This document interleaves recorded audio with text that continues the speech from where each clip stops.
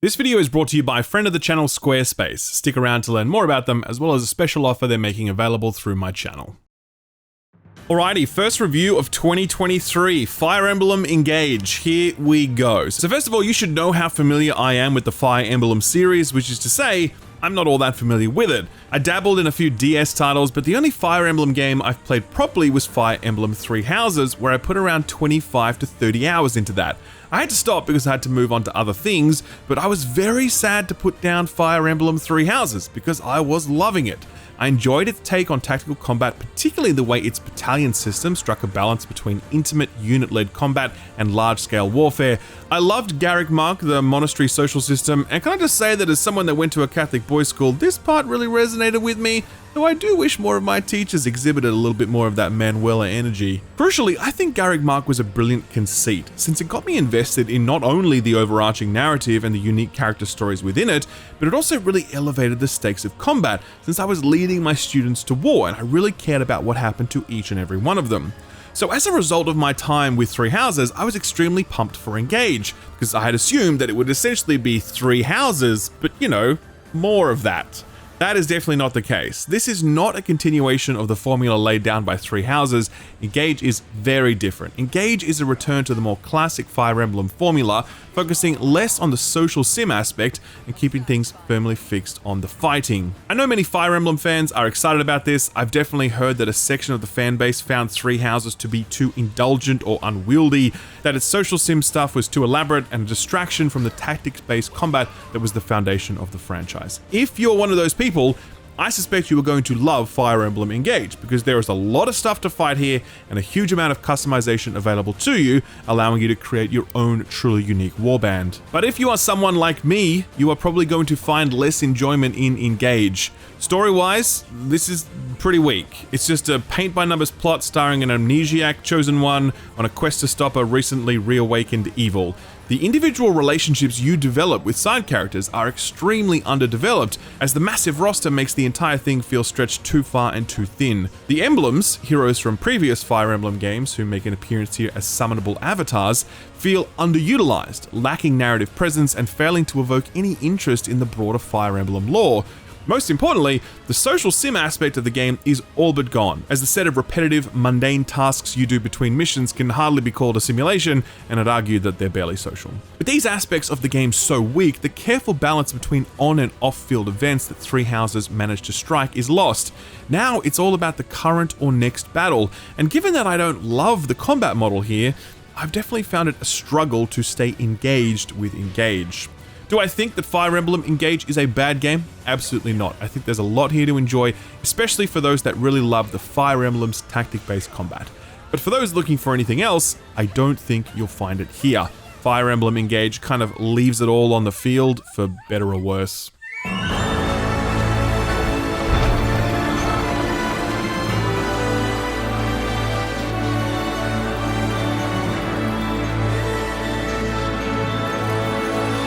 Fire Emblem Engage begins as many a video game does. Amnesia. You awaken in a fancy-looking bedroom surrounded by attendants.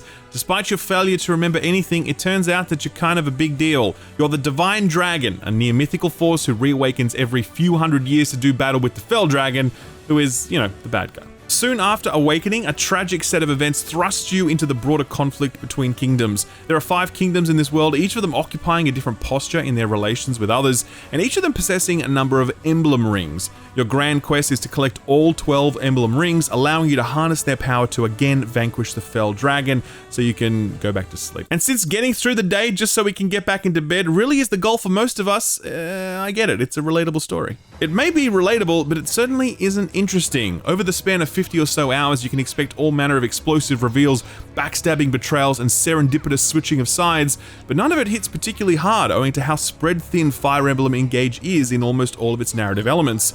The kingdoms are a good example. There are 5 of them, but you learn almost nothing about them other than 1 or 2 surface level characteristics.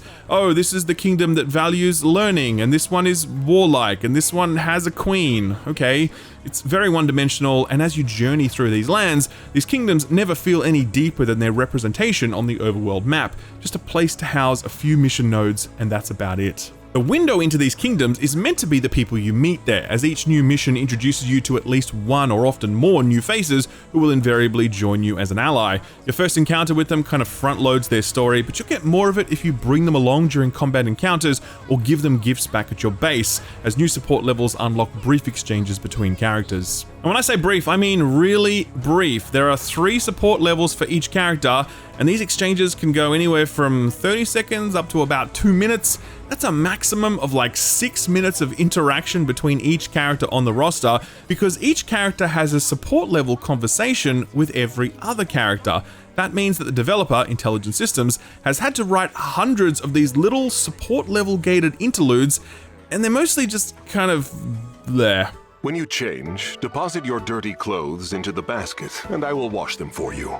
I appreciate your generosity, Vander, but I'd prefer to take care of my own laundry. Some of them are more interesting than this. Some of them are cute, they're funny, they're insightful, they engender some affection for the characters involved. But those are rare. Mostly, they're just brief, almost throwaway exchanges that feel either inconsequential or downright disappointing if you've invested huge amounts of time or gifting resources to hit max level support with a character. I know a large roster of characters is key to the Fire Emblem formula, since that roster serves as your reserves if and when someone permanently falls in battle.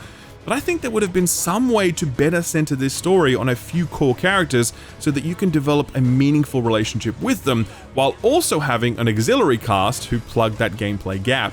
Engage just throws so many characters at you so often that it's impossible for Intelligent Systems to do any of them justice, and therefore very difficult for you as the player to become invested in them. Fewer kingdoms with more time spent in each of them would have been better. Fewer characters with more time spent with each of them would have been better. Engage is trying to wrap its arms around so much all at once that a lot of potential slips through its grasp. Do not stand in my way. I will never give up. I won't be holding back. Grant me strength. I strike. Fire Emblem Engage gets its name from the act of engaging the emblems, with a ring no less. Each ring houses an emblem, which is a hero from a previous Fire Emblem game. All the big ones are here. Marth, Roy, Ike, Blurth, Siegfried, Bort. I made those last 3 up, but they totally sound like Fire Emblem names to me, especially Bort. These emblems are essentially an equipable item that grants a variety of bonuses to whoever is wielding them. They do give base stats, but not many. They give powerful passive effects, like the ability to strike twice before your opponent can counter, or the ability to do chain attacks if allies are nearby. They grant a powerful weapon unique to that emblem, and that can be interesting since it's a way to give your very powerful lance-wielding cavalry a bow or a spell tome, ignoring one of the core limitations of class design and allowing you to really mix things up. Finally, they also allow you to cast extremely powerful abilities once per summon, stuff that is almost always game-changing, and judicious use of these abilities is absolutely crucial in the more difficult encounters. Fate has brought us here.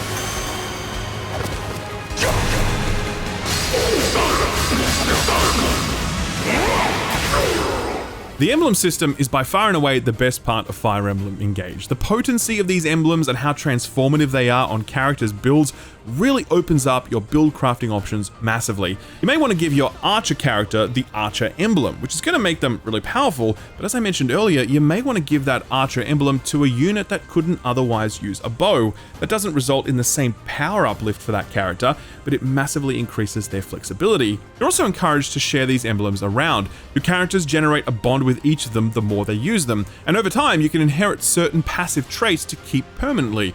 If you've developed a bond with 3 or 4 different emblems, you've essentially got a rich library of bonus passive traits to choose from, deepening customization and build craft options for your characters. There's even a gacha style minigame allowing you to craft lesser rings that provide minor stat bonuses, and for some reason there's a minigame that allows you to polish rings, and if you keep polishing them after they're clean, the emblems start to roast you. You're gonna polish there? Why? It's fine. Take a break. While the emblems absolutely deliver on the combat and customization side, they do feel like a massive whiff narratively. As someone less familiar with the Fire Emblem universe, I was hoping that the presence of these classic heroes would give me a taste of what I was missing. I was hoping these emblems would be actual characters with personalities, and I'd develop a deep relationship with them as they talk to me about their own stories of adversity and triumph. There's a little bit of that here. All the emblems are fully voiced, but they don't say a whole lot outside of your first meeting with them. After that, it all comes down to these paralogue missions, which are optional side missions set in a location that stirs some recollection in your emblem. So you'll step into a temple with Byleth and he'll be like, "This is the temple below Garrick Mark. Let's fight." And then you'll fight him, and if you win, you unlock his max bond level, which gives you access to high-level passives. Outside of that, there just isn't that much. The emblems are a nice nostalgia nod, but I'd be surprised if long-term fans of the series will be thoroughly satisfied with these wafer-thin renditions. And for someone like myself who's not familiar with the series, I'm kind of bummed out that Engage didn't get me interested to learn more about these heroes and their stories. That's really one of the critical weaknesses of Engage, storytelling. Whether it's the very rote main plot, the absence of any compelling side stories, the brief and unfulfilling character interactions, or the underutilized emblems, Intelligent Systems don't seem interested in delivering you a memorable saga of their own making. What they do facilitate, though, is the more emergent storytelling that comes from your choices as a player. The decision to bring or not bring certain heroes changes the overall tenor of your warband, as their personality and combat capabilities combine to create a sense of identity in your squad. Do you stack it full of aristocrats or upstarts, people loyal to their homelands or turncoats, trained military operatives or scrappy street brawlers? The choice is entirely yours. Similarly, there are stories to be found in the way you might build or prioritize your heroes. You'll meet an archer named Ulchrist, and he's the brother of a crown prince. Ulchrist is lacking in confidence to an absolutely absurd and goofy degree, constantly talking himself down and apologizing for things. So I picked him up by the scruff of the neck and I made him a star. He got all the kills, all the best loot, the best emblem, and by the end he was an absolute unit. Think the precision of Hawkeye combined with the badassness of Hawkeye. Shout out to my boy Jeremy Renner. Get better soon, buddy. Ulchrist never overcomes his insecurity and weaknesses as Intelligent Systems tells it. The character will always remain bound by his typecast. But Ulchrist found that strength and confidence on the battlefield through me, and every time he takes home that MVP prize at the end of a mission, I think about how far he's come. Point is, there are meaningful stories to be found in Engage, but they're in the form of the stories that you choose to tell. The intro sequences for each character and the scattered cutscenes they share with others are just the jumping off point, and after that it's up to you to carry that story forward. This approach wasn't enough for me to feel satisfied with the narrative and characterization that Engage was delivering, but it was something, and I'll remember these unique player-created stories far more than I will the main narrative that Intelligent Systems serves up. Not going to stop us.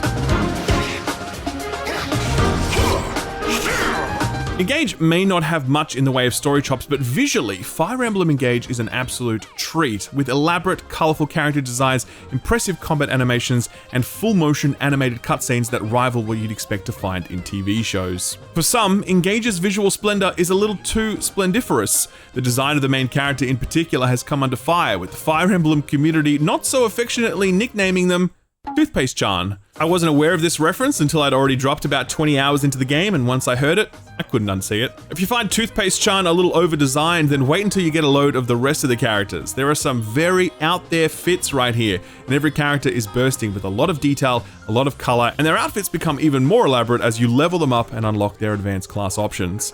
Personally, I love the design of these characters. They were a real standout feature, and I love seeing the range that Engage was willing to embrace. It's a bit of a backhanded compliment, but I would say that at times, Fire Emblem Engage can feel quite bland, and character designs are the one aspect of the game that truly rings out as being attention-grabbing and audacious. The visual uplift also extends beyond characters and color. Combat animations are truly excellent, and the fluidity and grace of your characters as they strike, cast, or dodge is always enjoyable to behold. A lot of work has been put into distinct movesets for each character or class, with even more elaborate animations for things like critical strikes or engage attacks. Are you watching?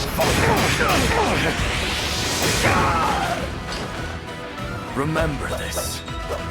You may wonder if all this graphical fidelity comes at a hefty performance cost, and I'm very pleased to tell you that Fire Emblem Engage is one of the rare recent releases on the Switch that doesn't run like shit. Obviously, the turn-based nature of the combat helps in that equation, but that didn't stop Marvel's Midnight Suns from chugging down to 3 FPS every time your hero used an ability. Intelligent Systems seems acutely aware of the limitation of Nintendo's aging hardware, and have managed to deliver this impressive visual glow-up while still maintaining excellent performance in combat, in cutscenes, and whilst exploring the Somnial. There are only a handful of instances where frame rate would noticeably drop, usually during combat animations and on certain maps. Outside of that, it was a pretty damn solid showing, and Engage argues persuasively that the Switch may have a little more fight in it yet. Here we go! Me too!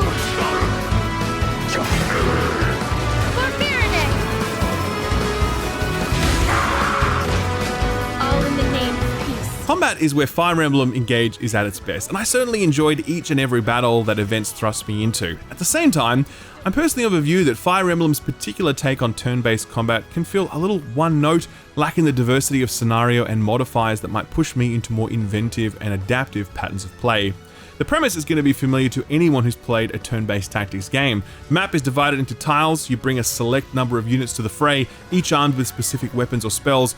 You move your pieces on the board and attack. When your turn is over, it's the enemy's turn to do their thing. Rinse and repeat for between 5 and 15 turns, and winner winner chicken dinner. Diversity in combat comes first and foremost from the heroes you choose to bring, and it's a critical choice since you want to ensure you've got a good spread of units to rely on. There's a rock, paper, scissors weapon triangle that encourages you to bring a good mix of axes, lances, and swords.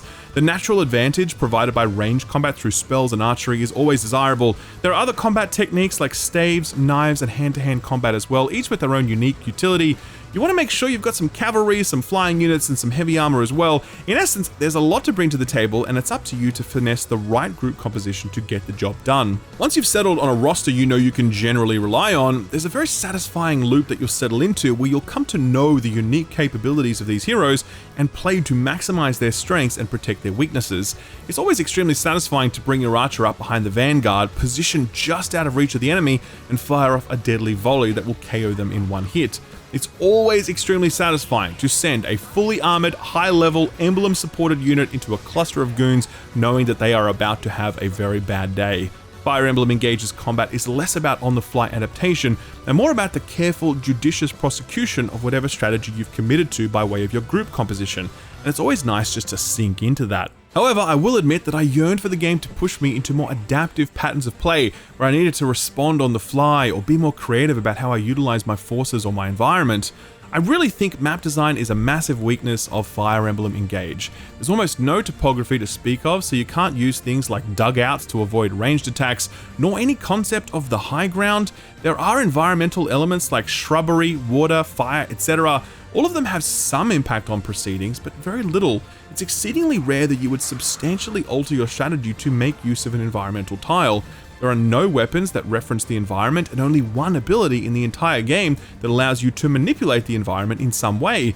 If the environment offered more strategic advantages or disadvantages, or I had more ability to manipulate that environment, I think Fire Emblem would force me to think more creatively than it currently does. Scenario design also fails to push me into new, adaptive patterns of play. There are different scenarios here, one in which I'm defending a castle gate, another where I'm retreating from a more dangerous foe, another where I'm blinded by the fog of war and I need to light torches to see threats lurking in the darkness. So while these varied scenarios do exist, they don't force me to play differently. I'm still using the same units in the same way, running the same overall strategy. I'm reminded of my recent playthrough of Marvel's Midnight Suns, a game that has clearly drawn a lot of inspiration from the Fire Emblem series, both in terms of its combat and its social sim-driven progression. In Midnight Suns, I was constantly being forced to rely on my entire roster of heroes rather than just a core handful.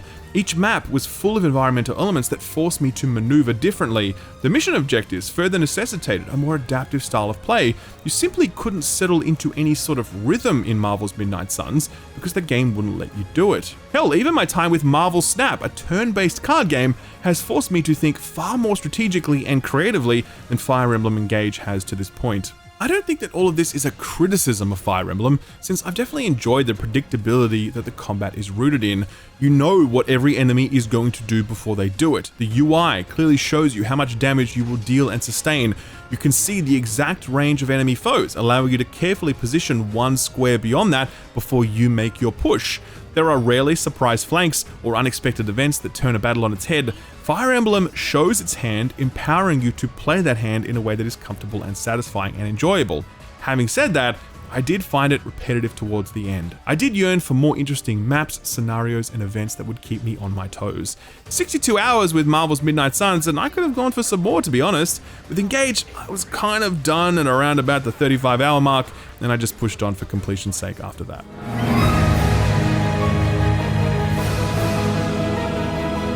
In Three Houses, the school life sim of Garrick Mark had an alluring rhythm that drew you in with its steady drip of character interactions, calendar events, and story reveals.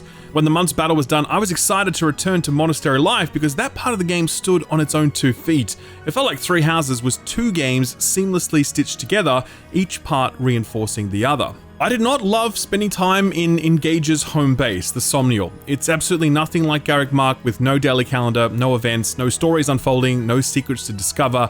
Nothing. It feels like a sideshow alley at a carnival, each of its stalls housing some mini-game that will dole out a minor stat bump, but it's all pretty forgettable and pretty disposable. There is a lot to do in this space though. There's a plaza that sells gear, consumables, weapon upgrades, and fashion items, allowing you to customize both your look and the look of your companions as they swan about the Somnial.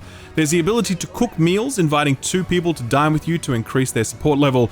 There's the arena where you can pitch your heroes against one another for a small amount of XP. There's the ring chamber where you do all your ring polishing. There's an exercise minigame that gives you a minor stat bump for the next encounter you do if you don't mess it up. There's a handful of other things as well, but none of them are interesting to do, nor are they rewarding when you complete them. Every stat increase, whether it's temporary or permanent, is so small that I suspect you could basically ignore the Somnial entirely and not really be hugely penalized for it. Perhaps that's the intention, as clearly this is a response to the criticisms of Three Houses being so invested in this side of the game. But I like that stuff a lot, and if this is a case of the pendulum swinging, then it's certainly swung too far. But even beyond that, there are just no stories, no events, no secrets unique to this place. It would have been cool if there was something, anything going on here to make me excited to return to it. But there isn't. Literally the only stuff unique to the Somnial is the random trash that spawns on the floor that you run around picking up each time you return there. And you hope against hope that something useful spawns, like a steel ingot or whatever, but it doesn't. It's always just another egg or a bag of flour. And then you get sad. Fuck you, flour. I know that many fans will enjoy how much Engage refocuses on combat, but I just can't see how the Somnial is at all an upgrade. It feels like a big step back for the franchise. The whole package just feels so much less interesting, playful, experimental, and ambitious than Three Houses was. I dabbled in previous Fire Emblem games because they never really clicked with me, but I was all in with Three Houses. They really cracked something there. To abandon it wholesale and revert to this bare-bones collection of minigames in the Somnial, it's very rough. I won't falter.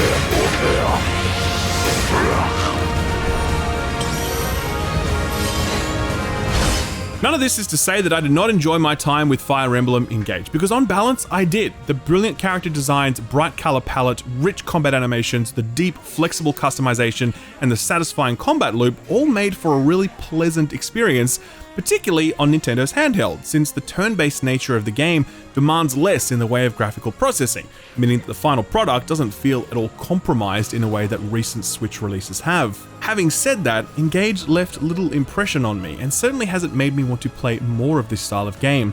If the narrative was more compelling, if the character relationships were deeper or more interesting, or if the combat was more varied, then there's every chance that I'd have loved Engage far more than I did.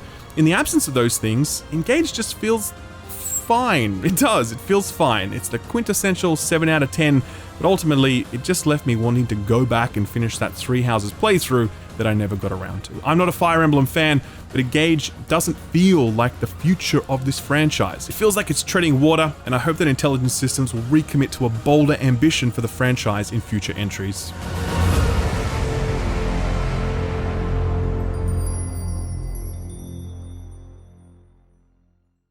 As I mentioned earlier, Squarespace have generously offered to sponsor this channel for 2023. This is the 4th year running that I've had their support, and I'm hugely appreciative because it's sponsors like that help me keep the lights on around here, employing Austin, and giving me the confidence to cover games however I want to cover them without being beholden to game publishers or whatever. I get to be truly independent thanks to the likes of Squarespace, and that's a benefit that is never lost on me. If you're unfamiliar with Squarespace, they build websites, or more specifically, they provide a platform that allows you to build your own website really easily. Back in the day, you had to pay some company thousands of dollars to build, host, and maintain your website, but those days are long past. Now, using Squarespace's intuitive tools, you can set up a professional-looking website in minutes, adding new content to it with ease and opening up a world of opportunity. Because a website is like the shop front of the 21st century. If If you want to change careers, start a new business, turn your hobby into a vocation, or just be creative, then a website is really helpful, and there's no better place to build a website than with Squarespace. For 4 years running now, Squarespace have helped me turn my passion into a career. Maybe they can do the same for you. If you'd like to check it out, then visit squarespace.com, and if you want to get serious, visit squarespace.com/skillup to get 10% off your purchase of a domain name. Thanks Squarespace for sponsoring this channel for the 4th year running, and thanks to you for watching it.